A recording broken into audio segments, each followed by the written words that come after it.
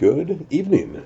Tonight we're wrapping up the book of Exodus. Final two chapters are 39 and 40, here for February 6, 2026. Cruising on the plan, February 6, 39 and 40. Clothing for the priests. The craftsmen made beautiful sacred garments of blue, purple, and scarlet cloth, clothing for Aaron to wear while ministering in the holy place, just as the Lord had commanded Moses. Making the Ephod. Bezalel made the ephod of finely woven linen, and embroidered it with gold and with blue, purple, and scarlet thread. He made gold thread by hammering out thin sheets of gold and cutting it into fine strands. With great skill and care, he worked it to a fine linen, with a blue, purple, and scarlet thread. The ephod consisted of two pieces, front and back, joined at the shoulders with two shoulder pieces. The decorative sash was made of the same materials, finely woven linen, embroidered with gold and with blue, purple, and scarlet thread, just as the Lord had commanded Moses. They mounted the two ankh stones in settings of gold filigree. The stones were engraved with the names of the tribes of Israel, just as a seal is engraved. He fastened these stones on the shoulder pieces of the ephod, as a reminder that the priest represents the people of Israel. All this was done just as the Lord had commanded Moses. Making the chestpiece. Bezalel made the chestpiece with great skill and care.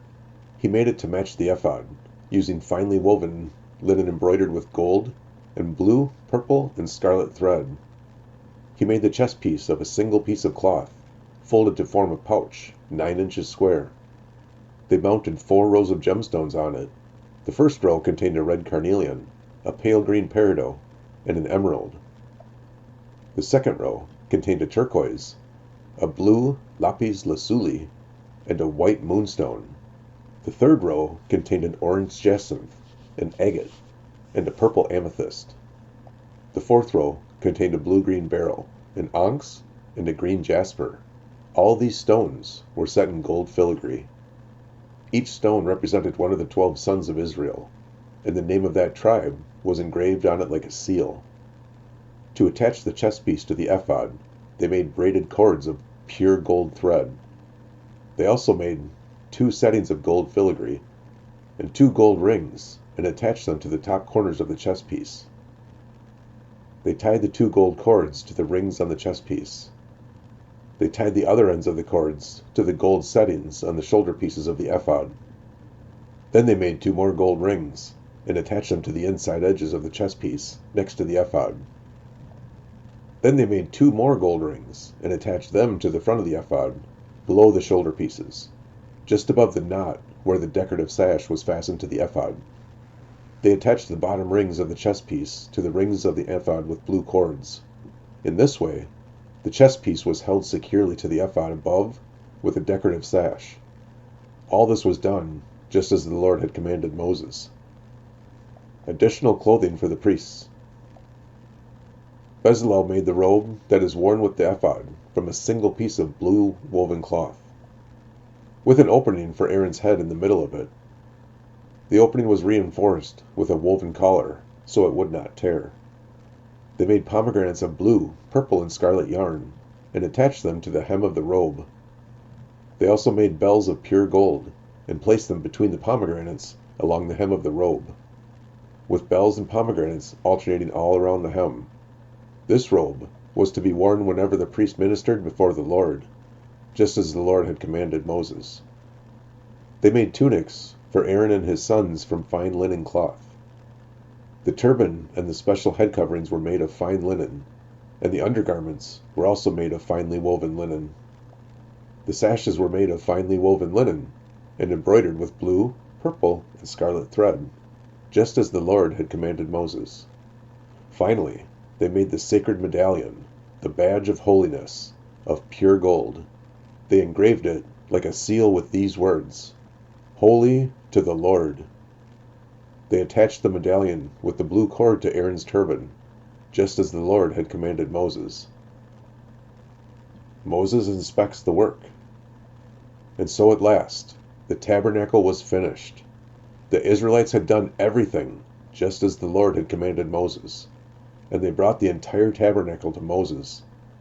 The sacred tent, with all its furnishings, clasps, frames, crossbars, posts, and bases. The tent coverings of tanned ramskins and fine goatskin leather, the inner curtain to shield the ark of the covenant, and its carrying poles, the ark's cover, the place of atonement, the table and all its utensils, the bread of the presence, the pure gold lampstand and its symmetrical lamp cups, all its accessories, and the olive oil for lighting, the gold altar, the anointing oil and fragrant incense, the curtain for the entrance of the sacred tent, the bronze altar, the bronze grating and its carrying poles and utensils, the wash basin and its stand, the curtains for the walls of the courtyard, the posts and their bases, the curtains for the entrance to the courtyard, the ropes and tent pegs, all the furnishings to be used in worship at the tabernacle, the beautifully stitched garments for the priest to wear while ministering in the holy place, the sacred garments for Aaron the priest, and the garments for his sons to wear as they minister as priests. So the people of Israel followed all of the Lord's instructions to Moses. Then Moses inspected all their work. When he found it had been done just as the Lord had commanded him, he blessed them. The tabernacle completed.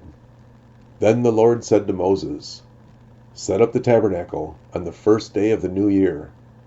Place the ark of the covenant inside, and install the inner curtain to enclose the ark with the most holy place.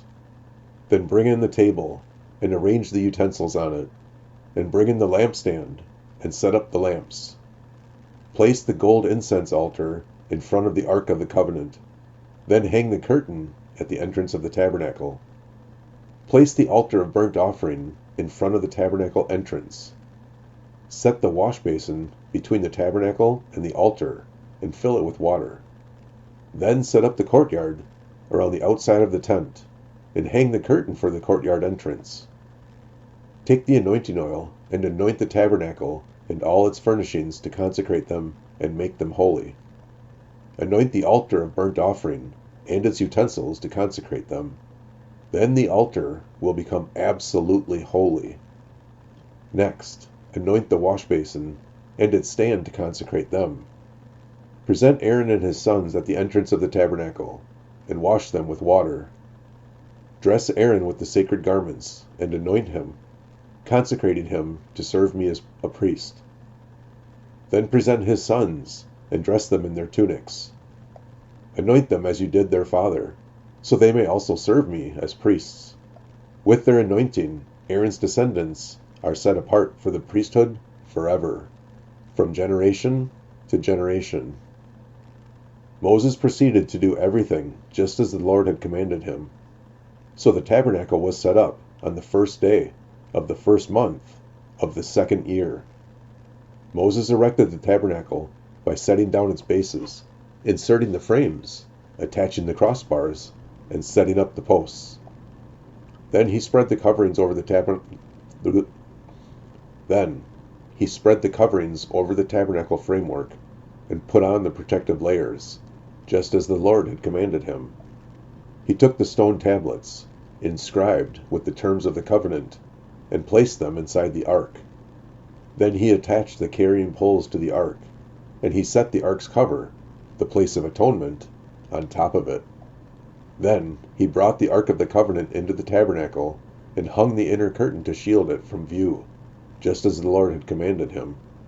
Next, Moses placed the table in the tabernacle along the north side of the holy place, just outside the inner curtain. And he arranged the bread of the presence on the table before the Lord, just as the Lord had commanded him. He set the lampstand in the tabernacle across from the table on the south side of the holy place. Then he lit the lamps in the Lord's presence, just as the Lord had commanded him. He also placed the gold incense altar in the tabernacle, in the holy place, in front of the inner curtain. On it he burned the fragrant incense, just as the Lord had commanded him. He hung the curtain at the entrance of the tabernacle, and he placed the altar of burnt offering near the tabernacle entrance. On it he offered a burnt offering and a grain offering, just as the Lord had commanded him. Next, Moses placed the wash basin between the tabernacle and the altar. He filled it with water, so the priests could wash themselves. Moses and Aaron's sons used water from it to wash their hands and feet. Whenever they approached the altar and entered the tabernacle, they washed themselves, just as the Lord had commanded Moses. Then he hung the curtains, forming the courtyard around the tabernacle and the altar, and he set up the curtains at the entrance of the courtyard. So at last, Moses finished the work. The Lord's glory fills the tabernacle. Then the cloud covered the tabernacle, and the glory of the Lord filled the tabernacle. Moses could no longer enter the tabernacle because the cloud had settled down over it, and the glory of the Lord filled the tabernacle. Now, whenever the cloud lifted from the tabernacle, the people of Israel would set out on their journey, following it. But if the cloud did not rise, they remained where they were until it lifted. The cloud of the Lord, hovering over the tabernacle during the day, and at night, fire glowed inside the cloud, so the whole family of Israel could see it. This continued throughout all their journeys. And that wraps up the book of Exodus. Hope you've enjoyed it. Take care. Have a great evening, and God bless.